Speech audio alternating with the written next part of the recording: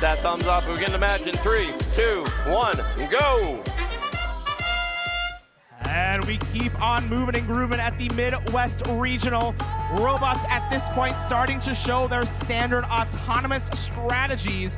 One example of this, Robotic Eagles on the Red Alliance easily dumping their 3 preloaded power cells into the bottom port for the Red Alliance, while Gear It Forward is able to fire 2 into the outer port. Gear It Forward making the trench run to get over to the Red Alliance sector and grab hold of power cells. We're seeing a little bit of defense being played by the Red Alliance. Axiom putting themselves in the perfect location to slow down Red Raider Robotics. They're going to prevent Red Raider from zooming through the trench. Red Raider's going to have to slow down and drive and turn to get out of the trench run. A minute and a half to go. Red Alliance off to an early lead, but the Blue Alliance takes it later in the match.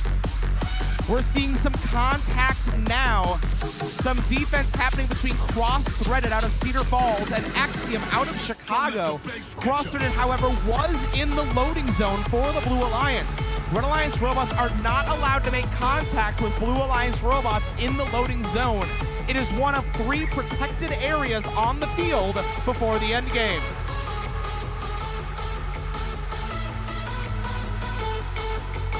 We've got under a minute to go. Some impressive performance by Cross-Threaded.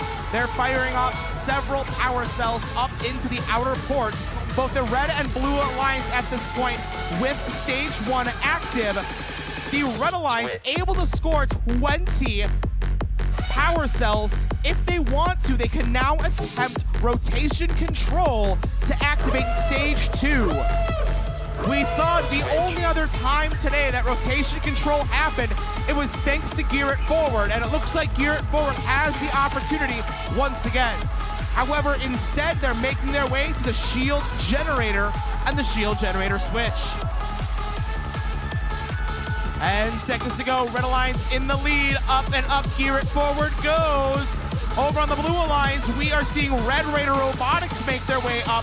Cross-Threaded trying to join them. It is very close. Our referees kneeling down to try to figure out if Cross-Threaded gets the hang or if they're in.